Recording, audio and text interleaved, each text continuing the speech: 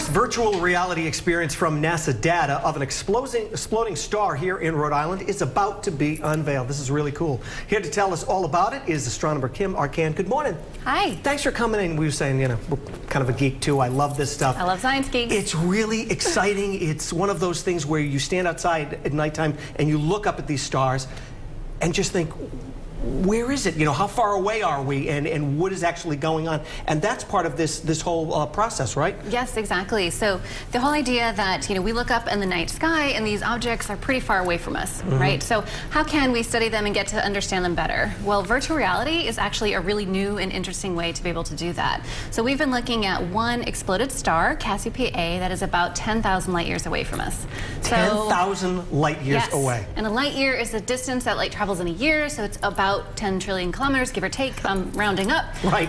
So 10,000 times 10 trillion, that tells you how far away it is. So there'll be no vacationing there anytime soon. No, definitely not. So you've been working with Brown University, which has a lot of smart people over there, and they are really into this. And virtual reality, we did a segment not too long ago, is really an amazing experience that you don't realize how cool it's going to be till you put on those glasses. Absolutely. So we worked to create a 3D model of this exploded star based on NASA data. And then I had taken a side trip to Brown's yurt, which is their 3D cave at the center I want to go to the 3D cave. You actually really have to. It's amazing. It's the Center for Computation and Visualization.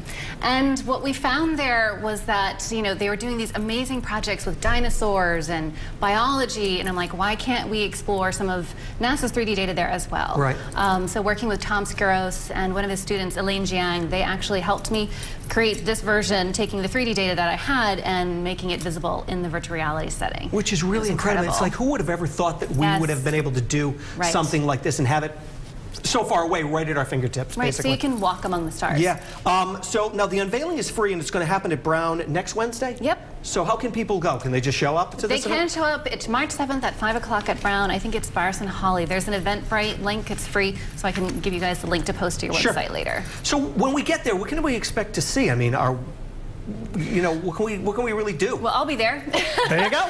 So I'll be giving a talk, and I'll have a bunch of 3D models so people can hold dead stars in their hands, but then we're also going to have Elaine Jiang, the student that we've been working with, do the actual demos of the virtual reality equipment using the Oculus Rift. So it won't be in the immersive cave, but it's a very close second. I think you've done the Oculus test before. And it's really amazing. And it's very cool. It's really like being there. It is. So, I mean, I've been working on this type of data for a long time, almost 20 years. Wow. And the first time I walked inside this object that I have studied for so long, I saw something new I'd never seen before. Yeah. Like, it was like that. It's really pretty incredible. Yeah. You also have a book here. Tell us about this. Yeah. So this kind of connects to everything because it's a way to talk about the scale of things. You know, so on the news, you might be hearing things like stem cells or, you know, trillions of dollars of debt, but what do these numbers mean? And what are these sizes actually about?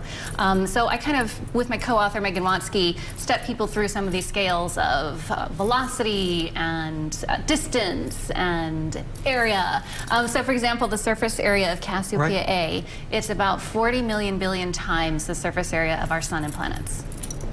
So it's a little bigger. There you go. That's something for you to think about. It's a little bigger. Think about today. Thanks so much for coming in. Great book. We will have links to all of this and to the event itself on our website, rhodeshow.com.